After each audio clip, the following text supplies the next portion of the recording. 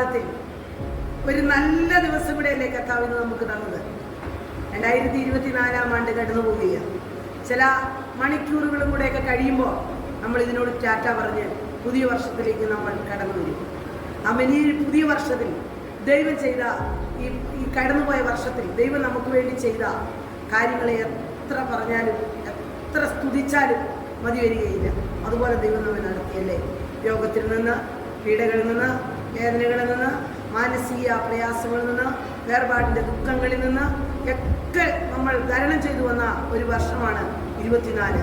എന്നാൽ ദൈവം നമ്മെ നടത്തിയല്ലോ ഈ വർഷങ്ങളിൽ.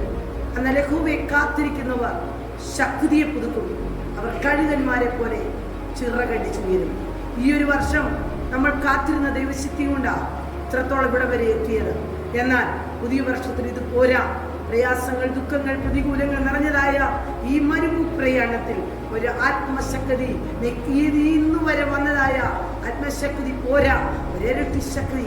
ആ ഇരട്ടി ശക്തിയെ കുറിച്ച് പറയുന്നത് ആമേൻ ആമേൻ. ആ ദൈവസന്നിധിയിലേക്ക് നമ്മൾ കയറി വരുവാനുള്ള നമ്മുടെ വാഞ്ച എത്രമാത്രം ആ ദൈവത്തോട് എടുക്കുവാൻ നമുക്കുണ്ടോ? ആമേൻ. ആ ദൈവത്തെ കാണുവാനുള്ള ആ വാഞ്ച എത്രത്തോളം ഉണ്ടോ? നിങ്ങൾക്ക് നിങ്ങളുടെ മക്കളെ കാണാൻ, അവർ കുറച്ച് നാള് പുറത്തങ്ങ അല്ല എവിടെയെങ്കിലും ആണെങ്കിൽ അവരെ കാണാൻ നിങ്ങളൊരു ആമേൻ ആഗ്രഹവും വാഞ്ചയും നിങ്ങളുടെ ഹൃദയത്തിൽ ഉണ്ടാകുന്നില്ലേ? നമ്മുടെ ഓരോരുത്തരുടെയും ഹൃദയത്തിൽ. എന്നാൽ ജീവനുള്ള ദൈവത്തെ കാണുവാൻ, അവനോടുകൂടെ ഒന്ന് വസിക്കുവാൻ, അവന്റെ സ്നേഹത്തിൽ ഒന്ന് വസിക്കുവാൻ നിങ്ങൾ ആരെല്ലാം ആഗ്രഹിക്കുന്നുണ്ട്? അവനെ കാണാൻ ആഗ്രഹിക്കുന്നവർക്ക് ഒരു തിന്മയ്ക്കായി ഒന്നും ചെയ്യുന്ന ദൈവമല്ല. നിനക്ക് തിന്മയെന്ന് തോന്നിയാലും നാളുകളിൽ നിന്റെ തിന്മയെ നന്മയാക്കി തീർക്കുന്ന ഒരു നല്ല കർത്താവിനെ നമുക്ക് കാണുവാൻ കഴിയുന്നു. ആ ദൈവത്തെ തുടർന്നും സേവിക്കാം.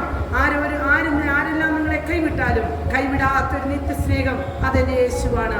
ആ ദൈവസ്ഥാനത്തിലേക്ക് പറഞ്ഞുകൊണ്ട് പ്രാർത്ഥനയോടെ നമുക്കായിരിക്കാം. പരിശുദ്ധ ദൈവമേ നാമത്തിന് നന്ദിയോട് സ്തോത്രം. ഇനി മെസ്സേജ് കേൾക്കുന്ന ആ സകല ഹൃദയങ്ങളുടെയും ഹൃദയത്തിൽ മനസ്സമാധാനമില്ലാതെ, വേർപാടിന്റെ ദുഃഖത്തിൽ, രോഗങ്ങളുടെ അവസ്ഥയിൽ, മാനസിക പ്രയാസങ്ങളിൽ, മാമെ പട്ടിണി, വസ്ത്രമില്ല, ആഹാരമില്ല, ഇങ്ങനെയുള്ള വിവിധ പ്രശ്നങ്ങളുടെ മുഖത്തായിരിക്കുന്ന അങ്ങയുടെ ജനത്തെ ദൈവസമാധാനം കൊണ്ട് അനുഗ്രഹിക്കുകയും നടത്തുകയും ചെയ്യണം. നടത്തുന്ന ദൈവത്തിന്റെ സ്തോത്രം യേശുവിൻ നാമത്തിൽ തന്നെ. ആമേൻ ആമേൻ.